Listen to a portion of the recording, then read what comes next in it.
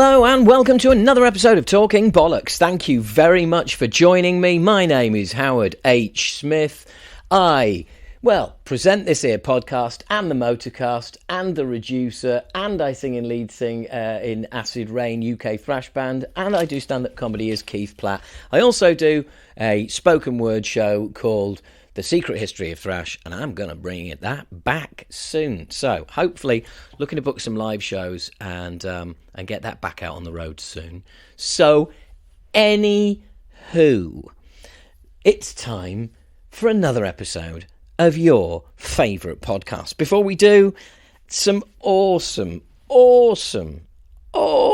extras are available on Patreon. Patreon.com/Howard H. Smith. There's a link in the description every week. Support the podcast Patreon.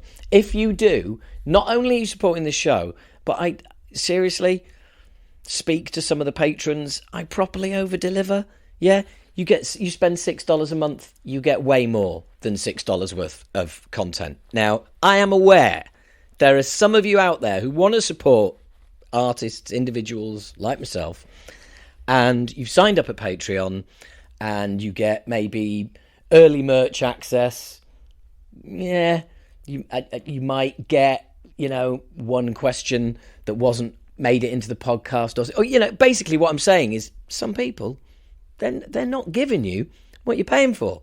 Me, I will be doing exactly that. I'll be giving you, and I have been doing 4 years. Anywho, loads and loads and loads of stuff. Extra programs, live podcasts, chats every month on Zoom. It's a right laugh. Join up if you want. So there you go. Sorry, I wasn't expecting to do a massive Patreon bit at the beginning this week, but hey, I have. So there we go. What else have I been doing? I have been looking at the heavy metal news since last we spoke. And straight in, Dave Ellefson finds his joy and happiness after Megadeth. I got a little too famous and got too much press. Now, I think that is a fairly grounded, reasonable statement. But, I think he's definitely got a bit of sense of awareness about him, I mean, obviously he's feeling liberated because he's out of the straitjacket of Megadeth. But I just thought that was a really honourable thing to say. And he's asked, so your second part of In Megadeth, ended in 2022. Was it enjoyable? And he said, yeah, first era taught me how to do this. That was the first act. This is the second act. I love Jason Newsted analogy. The first packs a more powerful punch than 4 individual fingers. You're united. I always say it because Nick Menza hated leaving home. When we got on the road, he wanted to be home. I always told Nick, when you're home, you want to be on the road. When you're on the road, you want to be hold. You want to be home, hold.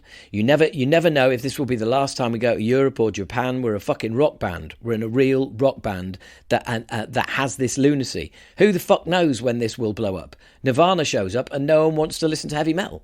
I always had that approach, and I guess when I got cleaned up and sober, helped have more of gratitude for every day I walk on stage and play music. Isn't that lovely? So that is then followed by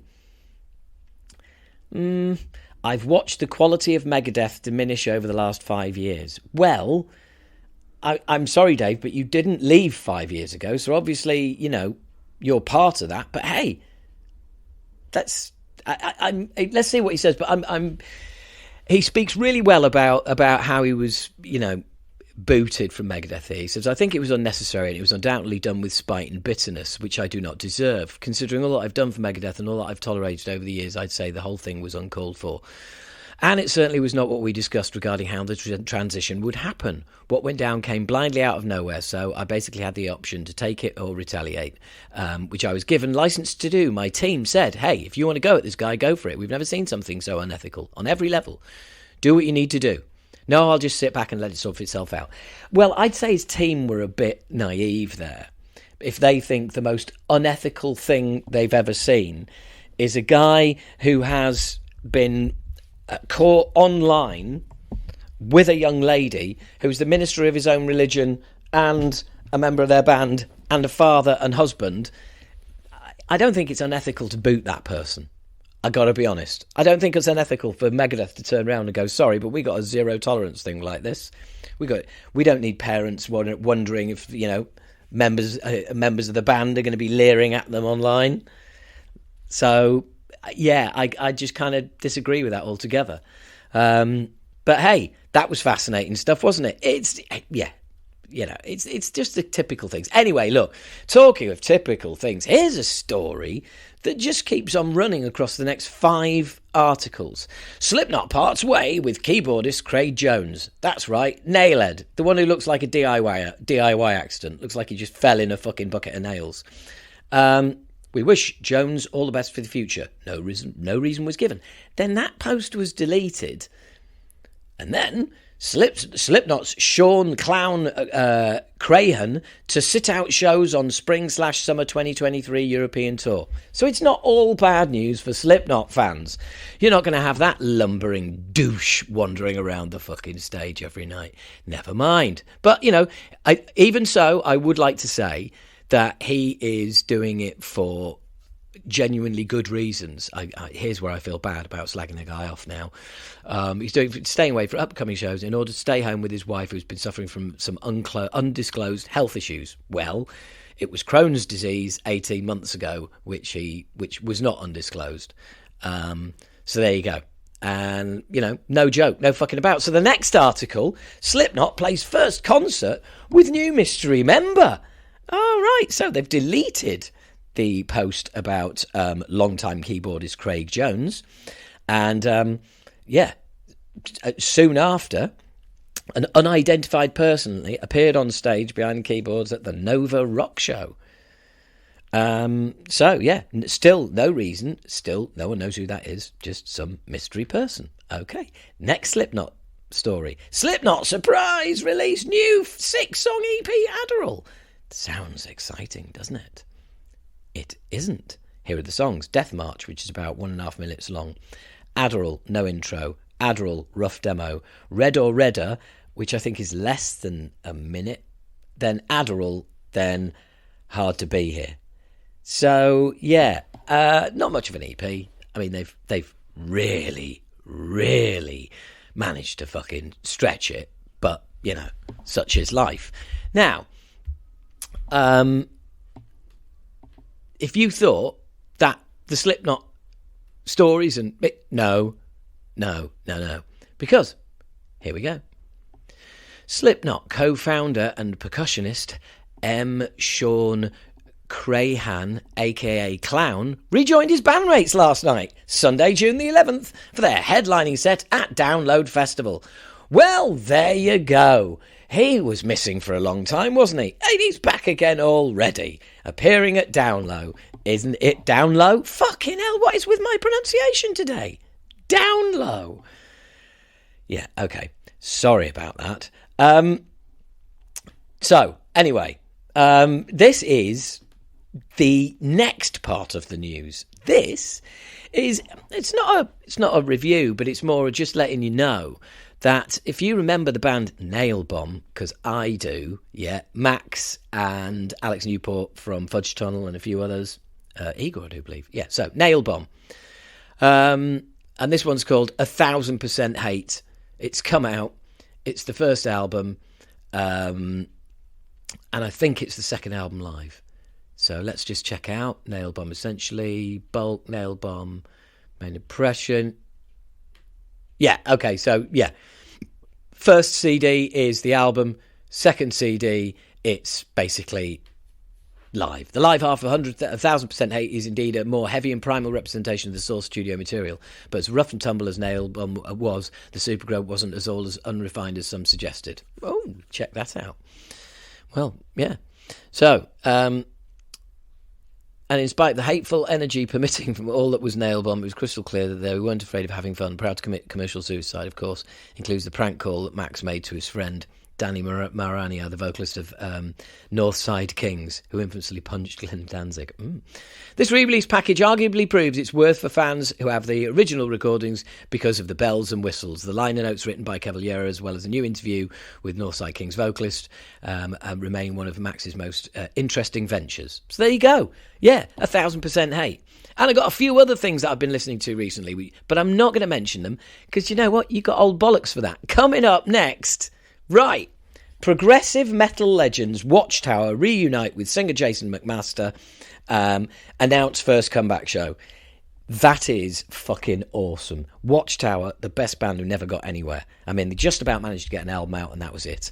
They were way beyond their time. Fucking awesome. And that date is going to be on the 6th of October this year. I'm going to be keeping an eye on fucking that. Next up, Dream Theater. Dream Theater's John Petrucci. We've talked about some ideas on direction for the next studio album. Okay, can I just throw my hat in the ring here? I'm going to say I think it'll be prog. All right, I'm just putting it out there. I know, crazy man that I am. I'm just saying it might be prog. Okay, there's a chance, right? Fucking hell. Guys, I've had an idea for a new album. Should we write loads of long songs with huge instrumental parts where we all show off? Well, that's what I was thinking of doing. Oh, good. Oh, we're still doing that then, are we? Yeah, absolutely. Right. Just making sure nobody wanted to do singles album. No. 3-4 minute in and out. No. Okay. And finally, Gene Simmons talks about rockers who have been inspired by Kiss. I mean, can you imagine Gene having more fun than being able to list bands who've said that they once played a Kiss record? You know, absolutely fucking loving it. I've got straight out, it's Metallica, isn't it? You know, straight up. Then it's Tom Morello, you know, Dime. Oh no, straight after Metallica, it's Dime. Basically, Metallica, Pantera, Rage Against the Machine. I mean, there's three, right, of the most influential bands in rock in the last 20 years, if not longer. And straight out the gate, Simmons. All Kiss fans, I think you'll find. Yes, but they're all better than you fucking knobhead. Anyway. Anywho. That is the end of the news, folks. I hope you've all enjoyed that because it was certainly fun putting it all together for you. Now, next up, and it's my old mate, Jon Gallant from, Billy Talent. Now, John and I we haven't seen each other for a while, actually. Would have been the last album, which was Afraid of Heights. Awesome album, and we had a chat for the podcast when they I think it was with Ian and John for that album. That was at the Roundhouse in London several years ago. So if you missed that, check it out if you've wondered why I've mentioned it. So they were on tour again here very recently, my beloved Billy Talent. So I went along to see them. It was at a festival. It was great, but ultimately, it was a festival. So I was just kind of knocking about. Then I got word that they were playing. Well, they'd already got a show in Brighton booked. Did I want to come and do that and do an interview? So hey, always love hanging out with my friends in Billy Talent. I got to have a chat with Ian. Saw Ian again. It was lovely. And yeah, we were all just passing ships in the night. This is one for those of you of the old school of Talking Bollocks. I used to do a lot of these. This is an interview backstage. There is interruptions aplenty. There's things going on in the background. We actually stop the interview entirely as a terminally ill fan comes backstage and wants to meet the band. So this is John and I chatting just a few weeks ago. What app is that? That it's a native app on that phone. It's an old geek phone, and it's a whole studio. You can record on it. the whole thing, and the camera on it, you can mix the live sound while you're watching a band. You can, is that a Samsung? No, it's an old LG. They don't even make phones anymore. They gave up. Yeah, they make shitty washers and dryers too. Yeah. Life is good until you buy one of their products. Yeah. Oh, I know, my TV. I had an LG TV too, and the screen just doesn't work. We had to unplug the TV and then plug it back in, and then sometimes it comes back on. But yeah, that's. I think anybody listening who's got an LG TV will be like, yeah, I get that. So just paint a picture for everybody listening. We're in a hallway. You might hear people wandering past, the occasional security announcement. But we're here at Chalk in Brighton, and we were just trying to figure out Billy Talent 3 was when we first kind of properly met. And is that 2010? I think it came out in 2009 at the end of the year, I believe. Right, okay. And then, because we were doing pretty good with 3-year gaps between our records. So it was 2003, 2006, 2009. Oh, no, you broke it. And now we screwed that up now as we're old guys. I think it took 6 years between the last one and well, yeah, but then there's also a pandemic, isn't there? There was. Kind of didn't help. That did delay things slightly. Look, let's dive straight in, because it's the elephant in the room, and it's like,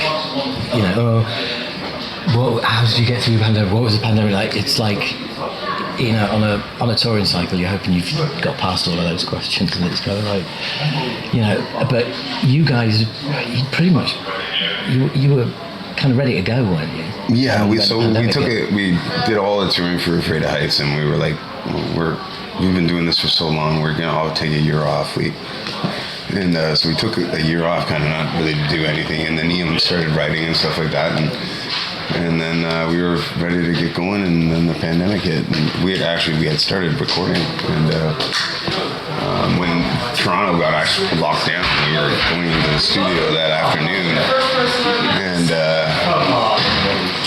we didn't go in on the first day, and then the studio kind of just, I guess, decided that we could go in there, and so we went and tracked the tracks that we needed to do, and that was right at the beginning of the pandemic, and then so it was probably the most unband-like recording that we've ever done. Usually you're recording a lot of live stuff and then you redo everything, but you're together more. Yeah. So this time, we tracked the drums with demos. So we weren't in the room with Jordan when he did the drums, and he tracked it along with the demos that we had already made, which our demos are so good that they could have been released probably. So that's just the way Ian makes music. I was just going to say, even the demo is going to be as good a quality as most bands. Oh my God, he's insane. He's so detailed, and not insane in a bad way. It's just he just wouldn't want to give anybody a demo if it didn't sound as good as it could be. Yeah. So anyway, so we tracked the drums that way, and then when all the drums were done, it was just me and Ian tracking the bass together. So just him and I in the control room, and then he just tracked all the guitar by himself with an engineer, a friend of ours. And then we did the same with the vocals. So we never really made we wrote all the songs together and finished them, and that process was kind of normal. But the studio process was a bit different. Yeah. And then it just gave us a lot of time to work on the records, because we didn't want to put it out in the middle of the pandemic. So we just kept on pushing the date back, and we released 5 or 6 songs before it even came out, which was beneficial. Once we started playing the songs live, everybody knew them. Yeah. So it worked out for us. It was confusing, and because of the pandemic, we wouldn't have had Rivers Cuomo sing on End of Me. That song was already finished in the can. It was done, mixed, mastered, and everything. And then we were just sitting there with time on our hands, and Ben suggested that we send it to Weezer and see if Rivers would sing the second verse, because it sounded like a Weezer song, and he liked it and did. That's brilliant. Yeah, and that was because of the pandemic. We had the extra time. There is, I think we can all think of things in our lives that you think, that wouldn't have happened if it wasn't for the pandemic. That's actually a good thing. That does sound weird. That does sound a weird way to record. Yeah, it was weird. But it was just the way it was. So Yeah. It's fine. The album is amazing. It's a best-selling record. So can't complain about it. Yeah, and what's the response been like to it? It's been great. It's been all positive. The touring especially has been super positive. It's been very gratifying. We seem to be one of the bands that didn't get affected when we because now it's just a flood of bands that are touring. Like, we're still selling our shows, so they're doing well. We got great fans, and I think maybe absence made that heart grow fonder or something like that. I was just going to say, well, like you were saying, you've been pretty rigid throughout your career of, gaps, which also means that, to throw in another cliche, maybe familiarity breeds contempt a little bit. It's they're back around, I'll skip this one. Yeah. But when it's taken away from you, and all of a sudden it's, right. And I think, too, just our audience getting... Actually, our audience seems pretty young sometimes too. When I look in the crowd, which is really gratifying. But a lot of the bands that we started with and played with are done now, and they're finishing up their careers, or like some 41 just announced that they're done, and so I think people are realizing we better check out our favorite bands while they're still around. Yeah. Yeah, no, absolutely. And the thing is as well is that, I kind of feel, sorry by the way, that's just people walking through speaking languages other than English. Yeah, just get used to it. That's our bus driver. He's probably getting his laundry. Okay, I got scared for two. Bus drivers are a different breed. Oh, that's a unique job. You have to be a unique person. We toured, this is years ago, and our driver had a day off, and so we had a relief driver for a day. It's the only time that's ever happened. It was like something weird. But he turned up, seemed like a nice guy. Go on, sorry. So he turned up, seemed like a nice guy, cool, drove us. We were all going out. He said, I'm just going to have a couple of drinks, crash out. Got up in the morning, he drove us to the venue. Fine. The new bus driver, when we came back to the bus, our old bus driver was back, and he was like, guys, can you tell me about last night? And what are you talking about? No, nothing. He said, what about the drivers? Nothing to report. And he said, well, he's shat all over my bunk. And he just stayed in it. In the driver has a special button. That's fucked up, man. Yeah, he just stayed in it, shat all over it, and then driven us to the. Oh my god. Yeah. So the very first time we ever had a tour bus, we had this. Our very first tour bus, we had this guy who was named Little Matty, and he was like this 7'4" fucking Scottish guy. His hands were the size of my torso. Guinness looked like a tiny little cup in his hand, Anyway, he was great, and we had him over for 3 days, and then the bus company was giving us another bus with another company. So we got the second guy, and he was brutal. His hygiene was so bad that he smelled like a fucking bag of rotting onions, and he was smoking cigars while he was driving. He never cleaned the bus. The bus sink was filled with all this sludge and stuff like that, and then it just filled up with this dirty booze water, and it would swish around when we were driving. And my bunk was actually across from this sink. So it wasn't a very quality bus, so everything was just bunks on one side and things on the other. And the sink would spill into my bunk, so I eventually had to move and sleeping in the back lounge, and we couldn't take the guy anymore. He was too gross, and he wasn't a very nice man. And we asked the bus company to send us a new person. So they can't tell bus drivers they've been fired until the next guy shows up, so they don't do anything, right? Yeah. So we were here in Brighton, of all places, on the day of the change. Right. And I was sleeping in the back lounge, and we were parked on the pier down. I guess there was maybe some tour bus parking down there. And the bus was moving, and I was sleeping back there, and all of a sudden I hear, bam, like a huge crash. I'm like, what the fuck was that? And I lift up the curtains, and I was in my discombobulated state, just waking up. It looked like the glass was frosted, but what had happened was he reversed the bus into a street lamp, and it just slowly was reversing, and he didn't realize he was pushing up against the street lamp, and it compressed the back of the bus, and all the windows just shattered in place. Oh, right. So so it wasn't frosted glass; it was shattered glass, and it was just all still in place. Shit. And when he hit it too, the TV had fallen on my back because it fell right out of his housing and landed on my back. And I was like, "What the fuck?" Yeah, that was a shitty bus. Yeah, that was a hell of an experience. So, but that happened here in Brighton.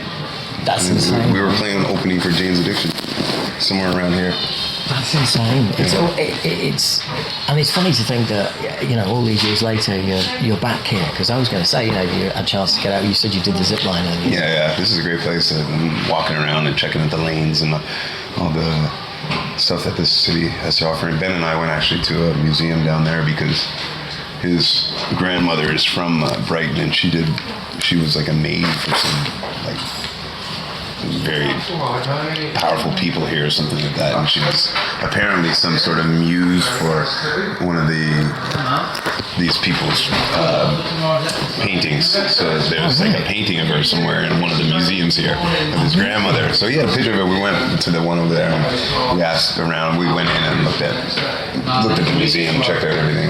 So anyway, we got out today and it was nice. And did he find the picture? No, we found there was one that kind of like there was like he had a picture of his grandmother and stuff like that. I was like, that kind of looks like her. Like, it was a portrait of a servant. Right. Okay. Yeah. Right. It was cool. Anyway. Yeah, no, it is a lovely place, and I used to play here a lot. But the club that used to book me, stand up, and the club that used to book me disappeared. And there's other clubs, but Circuit again is so packed, and especially post pandemic. Yeah. There's a lot. It's like everybody is out there all the time. Right. And you're saying about bands in comedy, it's just like you're never off the road. It's like it's just it's people's living. Right. Yeah. So it's a bun fight getting shows out there. But you're right. Yeah. So this is a sold out show. Billy Talent is still feeling the love in the UK. Yeah. It's been really awesome.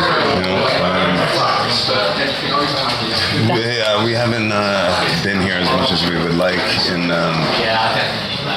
but we did a couple of shows last time we were here, and then we got some festivals that we're doing that we just did, and then these shows, and eventually we'll try to get back for a proper run. But it's been we're busy all the way up until the end of this year. So. Yeah, and also when you say yes to festivals, you have to give them a certain amount of exclusivity. Yeah, there's all that kind of shit too. And because it's near London, it's like that place. I've got a radius in the clause, and I just rule out so many cool places to play. That you've had to come all the way to the seaside. It's funny you were saying earlier about the age of your fans, and I was going to say I was out in the crowd on Saturday night, and there was I did notice there was one whole family who were all stood together, and it was like father, mother, daughter, son, and they were all stood watching the band singing along. It's pretty cool. And it's really good. It's like I wonder which album is your family album. You know what I mean? Yeah. I really is it 1? Is it 2? Is it 3? Is it We've started to notice that actually quite a bit. There was at that same show there was a kid right at the front, right along the security gate. He must have been 8 or 9 years old, and he was there with his dad, but he knew every single word we played, and we then managed to get him a drumstick, which is cool because you gotta nurture those young fans, Oh yeah, absolutely. But also the thing is, it's like when you think back to kids that age who are down the front, who are that passionate, you've got to be thinking, do you know what? You're going to be in a band. Yeah, for sure. Because this young, going to this extent, being this passionate, this is just going to go deeper for you. Yeah, totally. Because I remember being that kid, not 9, although I probably looked like I was 9. But I remember, you couldn't get close enough. Yeah, my parents took me to a lot of shows. Like I remember always that we would do that as a family thing. Like when I was 6 or 7, we went and saw Burton Cummings, and then when I was 9 or 10, it was Michael Jackson with my sisters. Like we go to shows, so it was always something that was important. For maybe that rubbed off on me in a way. Yeah, and Slight change, but I've got to ask, how's Aaron? Aaron's doing well. MS is a degenerative disease, so sometimes, and it's also episodic. So sometimes he's feeling really well, and other times he'll have a hard time walking and stuff like that. But he keeps his head positive, and he'll probably play some songs with us on some of the Canadian stuff we're gonna do. And that's awesome. We see him regularly. He comes to the studio all the time. Mm-hmm. Yeah. So. Oh, that's cool. No, I mean, I lived with somebody who had MS for sort of 3-4 years. And so I can. You see it, right? Yeah. You see the good days, and you see the bad days. Yeah, and actually, for the longest time with Aaron, you didn't see if there was bad days. There was no way you were going to see it. It wasn't bad enough that he couldn't cover it up, especially when we were touring. And it wasn't until until it happened, which was 15 or 16 years into our career, where it just was. He was always feeling weak or having a hard time getting through songs or getting through shows, and then it just kind of hit a spot where his MS got worse, and then so that's when changes had to be made, and it's a mental battle too. He's accepted the fact that this is his state, but it's challenging always to try to stay positive and focused when you have that, what you love taken away from you. So. Yeah, no, absolutely. And was he still involved in the writing? Because I know he wasn't afraid of heights. Well, the way we've always kind of written is Ian even comes up with bass parts and drum parts and stuff like that. So. And then we would work on things together once songs were kind of finished, and everybody adds their little flavor there. So he hasn't really been involved in the last 2 records in terms of the writing. Yeah. A little bit on Afraid of Heights, but when we were writing that album is when the shit started to really hit the fan for him on that stuff. So, yeah. Yeah, it's a tough situation, but you're out here kind of doing it for yourselves and doing it for him as well. Yes, yeah. And he's still a whole part of all of this, and in the family. So it's absolutely. Yeah. So when you were working on the album, and just you said it's just you and Ian in the studio together. Yeah, well, just when I was doing my parts. Yeah. Would there normally be, more people than that? Well, yeah, maybe people coming in and out, just coming in and out and hanging out and stuff like that. It was just a different process. It was just lockdown, Yeah. That is that, but that really puts the focus on the strength of your relationship as well. I'm just thinking of the two of you, working every day on parts, Yeah. The way we work is everything is prepared. We're prepared going in. Things are done, settled. If there's any kind of changes last minute, it really has to be something special that's gonna change it at that point. So it's more about just making sure the playing is up to as good as it can possibly be, and all the feel. Because sometimes it takes years to really, really feel how a song can be, So trying to get it to play the songs as many, many times as possible before going into the studio. And Ian, I know, is going to make me do parts over and over and over again. Even I can't hear the difference. I'll be like, "What the fuck, man?"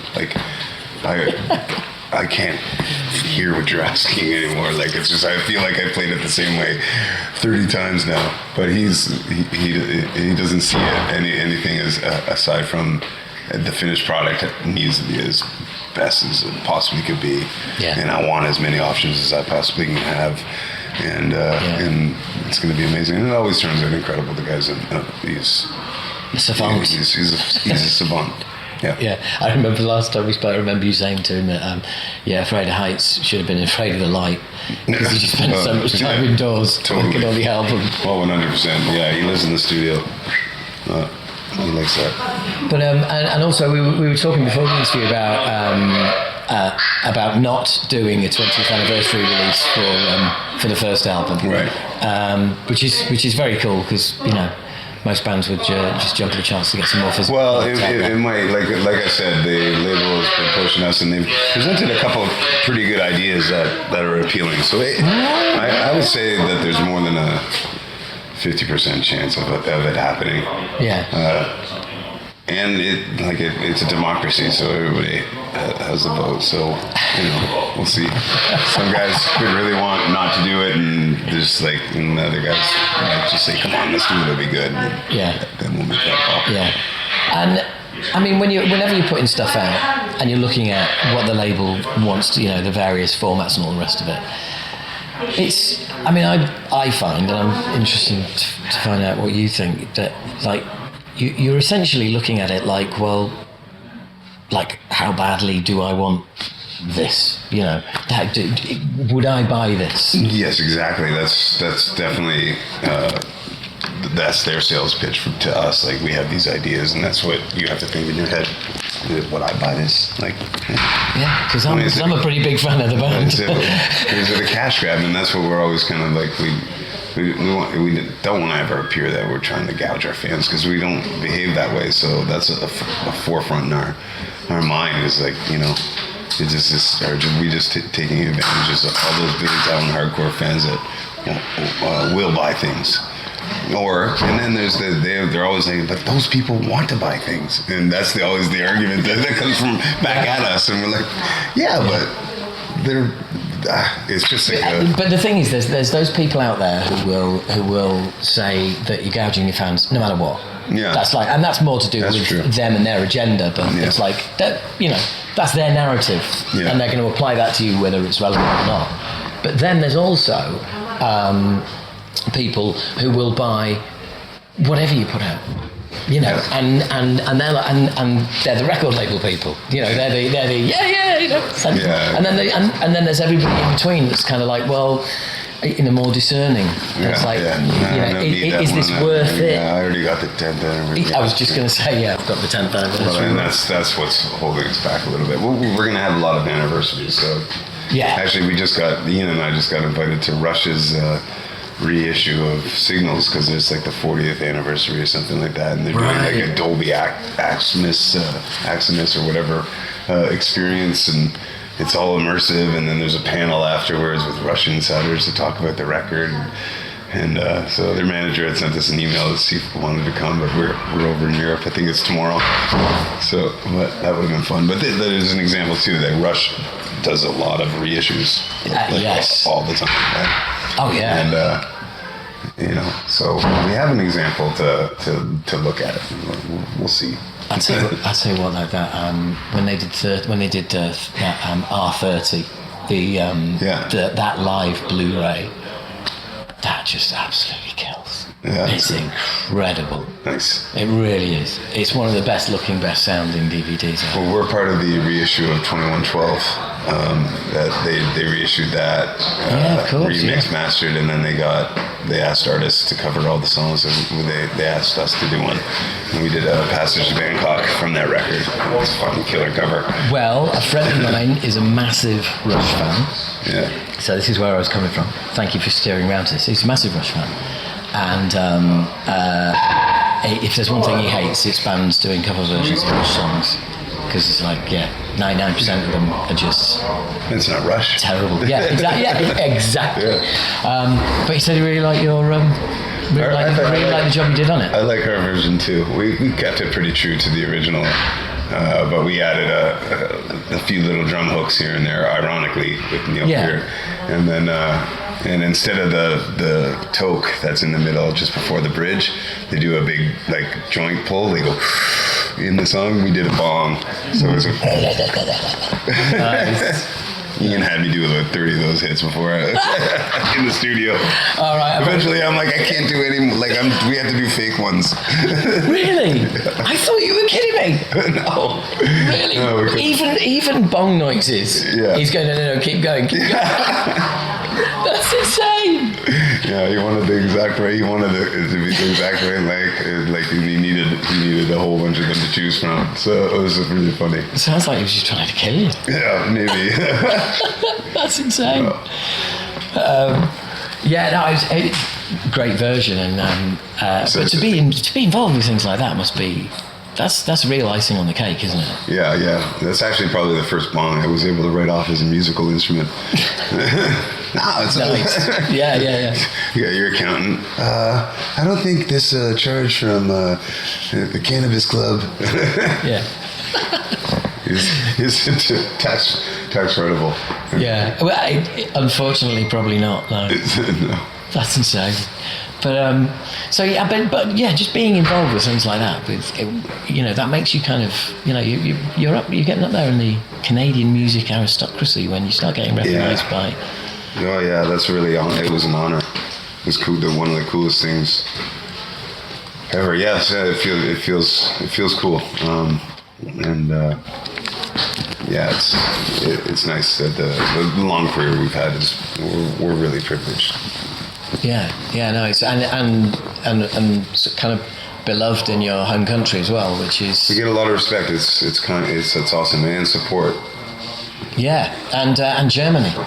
Germany too, yeah. I mean, is Germany still as crazy as it always was? Yeah, our tour from November. We did our German run November to December, and it was sold and fully sold, and we did a live DVD actually that will be coming out soon. That's cool. That we recorded our Frankfurt show. Not DVD. That term doesn't even exist anymore. But we're doing a live album, and it has a video complement to it. So right, cool. So that's going to be coming out in June, I think. At least be announced in June with maybe one of the first videos or something like that. So so we got that coming out. That's exciting. That was a lot of work for Ian. How many weeks were you in Germany then? That was a 3.5 week run. Wow. But we also hit the other European markets. Like we were in Switzerland and Austria as well on that tour. So yeah, we it was a full Euro run. Yeah, with the success in Germany, it has spread out to all the other connecting markets out there. Yeah, and German-speaking countries like that. Yeah, especially yeah. That's really cool, and it's one of those things as well that you would have never predicted at the start of your career. We used to make fun of that. Like when we were playing in Toronto when we were a tiny band, we would say, we're big in Germany. It was like a foreshadowing like you could never imagine. Really? Yeah. So that was just like that, because you have these things in bands, these like in-jokes and stuff, and that was just an in-joke. Yeah. That you'd be big in Germany. Yeah. We used to say that Ben would say that to the crowd, and so because we always used to laugh at the David Hasselhoff thing, Yeah. And, well, he was responsible for the wall coming down after all. Yes. Anyway, it's pretty awesome. We built everything organically there. Like we started going over 200 seaters and then 400 and getting on MTV and like getting really great support from the record label, and then the people just embraced it. And once they've embraced you, they stick around for your career. Like it seems, at least in my experience, and it feels like when I watch other artists, they experience the same feelings. But I think you've built a momentum off the back of what are individually great albums. I genuinely, I'm not just saying this to kiss your ass, but I don't think you've put a weak album out. Oh, thank you very much. Yeah, I don't think we have either. I mean, bullshit aside, two musicians talking, they're all strong. No, thank you very much. They're all strong. They all have I was going to say strengths and weaknesses. There's like Dead Silence, for instance. I listen back to that now, and it kind of has a different sound to it. Yeah. And a kind of different feel of songwriting that I almost didn't notice at the time, because you're just going, next Billy Talent album, next Billy Talent album. Oh, this is what it is. Cool, I like this. Yeah. But then you get perspective. It's much different than any of the rest of the catalog, and same with Billy Talent 3. Billy Talent 3 is a rock record. It's like, there's barely any punk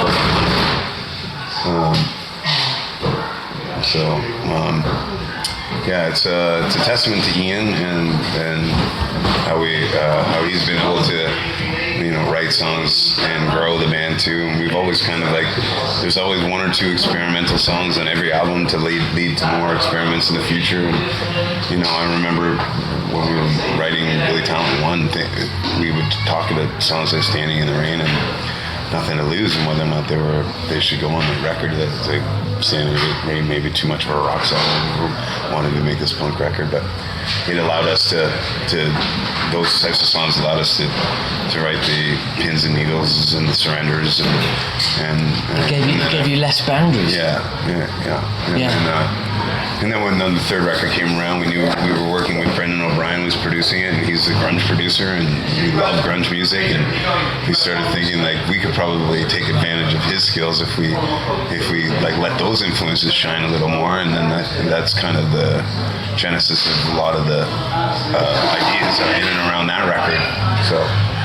I mean, 3 was felt like unlike Dead Silence, 3 felt like a departure from 1 and 2. Yeah. Oh yeah, it is for sure. Yeah, I'd agree. Yeah, but also it was like the production, which now I think it's kind of like you from a producer point of view after 3. You can see Ian's progression as a producer as well. It's an interesting pathway for him because first record, of course, he was heavily involved, but we definitely trusted Gavin to produce a record, to boss the engineers, to do that, and really leaned on his production value. And then, what's up? Interview? Yeah. You good? Yeah. Need me? Just for one question. Yeah, go for it. We have one in a wheelchair. Yes. We're asking for a picture. Oh, yeah. Possible later? With the group? Or just with me? 1 or 2? Yeah. Whatever. I would. Yeah, I saw her come in. Those guys in here with mask and everything. It's like. Yeah, for sure. After this, I'll go up and see who's upstairs. I gotta tell them. Yeah. Where will they be positioned? Sorry? Where are they going to put? Oh, yeah, okay. Can we pause this for a second? Yeah, let's pause. So we just had, I won't say interrupted, but we just had a little interval where you had a chat and a picture with, what was his name? His name was Jamie. Jamie. I don't know what his physical disabilities are, but obviously bound to a wheelchair and other medical devices, which is, that's an incredibly difficult life. Yeah. But he's a huge fan of us and wanted a picture and whatever we can do to make people happy in that way is it's easy on our end. Yeah. And his brother is just a lovely man helping him, and that's heartwarming to see that type of. I guess it kind of makes me emotional. With kids and all that stuff. That connection that you can give that person, who literally has very little ways of enjoying what time they've got left. Yeah. And if you can make a difference in any way, it's got to be done. Yeah, absolutely. And it's really easy. It's so easy to do that. And so anyway, moving on. Yeah. It's I hope he enjoys the show, and he's like, "Can I request a song?" Yeah, I was like, he's rearranging the set. I know. Ian and I were both in our head thinking, "Fuck, if he requests something that we haven't played in years, we're not going to be able to do it because we've got a new drummer and all this kind of stuff. Yeah, so if he hasn't heard the song, we're not going to be able to throw in a Lowell knows almost all of the material, but he requested one that was already on the set, so we were like, phew. Let off. Yeah. But you can still dedicate it to him, no? Yeah, yes, that's true. That's a good idea. I'll mention that to Ben. Yeah. But they are the coolest bits. But before we were talking about Ian's trajectory as a producer, because I think we're talking about the first. The first record we really relied on Gavin, and and he taught Ian a lot. And the second record came around, and Gavin, I think, just was too busy. And when he was working with us, it never seemed like there was a focus at the time. So it was a little bit of difficulties with him, and he did a great job on the record as well. But Ian really kind of, in my mind, produced that record. He ended up with a co-producer credit, but in my mind, he drove the bus, and Gavin was kind of there, overseeing. He had his value, but and then the third record, we had the opportunity with Brendan O'Brien that we didn't want to show up, and then so Ian got to learn a lot of stuff from Brendan, but they definitely had different philosophies on how to record and make music. Like not everybody's recording philosophies are the same, or or writing processes, and so we realized after that, like, there's no reason for us to work with other people anymore, unless it's Rick Rubin or something like that. You can't turn down. Yeah, something you can't turn down. But so Ian's just been doing Dead Silence was the first one that he was really his full project, right, from start to finish, and there's a learning curve with doing all that, because you got to do, like, there's more to production than just pushing the buttons. You got to do a lot of planning, and and then but he did great, and I think that's probably our most artiest record. Like, it's kind of like the one that has the I don't want to say complicated songs, but the song, like, it's just like it's just a different, like you were saying, a different record. It's a different, it's a different longer vibe. But it's kind of, the sound's a little bit more, it goes back to the second and first album, rather than the rock stuff on the third record. And then Afraid of Heights, I think he's got his foot on the gas and really knows what he's doing, and his songwriting's at top notch. And we have our own studio that he's been working in for a long time, knows how it sounds. And then that's been just like working now for Crisis of Faith, same thing. Like, we use the same studio. Thank you, Marcus. Yes, please. If you want to leave it there, I can take it up the stairs. All right. Thanks, buddy. You like me. I don't like asking people to do too much. I hate asking people to do shit. Things like that are a bit kind of rock star. Do you know what I mean? Hey, go get my it's like, it feels uncomfortable. I hate asking. It's like the reason why I asked him to get my bag was on the bus, and I know if I go out there, I'll probably get like I'll have to deal with the lineup and stuff like that, and I'm not prepared for that right now, so he can grab it quickly for me, and I've got a shit ton of laundry to fold and put away. So. Yeah, I know, but I'm like, I still don't like to. I know. No matter how good my reason is, I can't feel comfortable with it. And our tour manager she's worked with a lot of huge acts, and she's like, I think she has a post-traumatic stress disorder from some of the mean rock stars that have just like beating her down over stupid things, and so she's like super like aware of everything, and I'm always like, Cheryl, I'm fine, I don't need you to do that. I'm not a child, I'm good. She's the first person she's the first tour manager that's ever emailed me guest list details and then sent me a follow-up email the following day to see if I'd got along with them okay. Like I said, I was like, now that's customer service. She probably got screamed at by Steven Tyler one day for not doing that. I was seriously like, I was going to, do you know what? I was going to reply and say, hopefully I'll get to say hi later. And I thought, do you know what? I don't want to put any pressure on her in case she reads that as, oh my God, this guy thinks he's coming. I'm getting him AAA. You know what I mean? So is she around? Have I walked past her at all? She's in the room over there. I've really got to thank her for that. That was awesome. Anyway, I think this band is going to probably start making a lot of noise shortly. Yeah, and look, you've been very generous with your time, mate, and I know you've got some washing to take care of. Yeah. Thanks a lot, dude. It's been an absolute pleasure as always. My pleasure, Howard. Thank you. Take care, man. And that was us. I really enjoyed that. It was great to be back at a venue, interviewing somebody live. I think that's the first time I've actually done an interview at a venue since the pandemic. So, yeah, it was worth going all that way just for that, I have to be honest. Great show. great band, lovely guys, great new album. You know, it's Billy Talent. You know me, guys. I'm always going to be recommending it. Always. I really enjoyed doing that with Jon, and I do have to mention that bit. When we started doing the interview again afterwards, after we'd been speaking, the terminally ill fan, there was a couple of them spent a lot of time with them, which was really, really nice.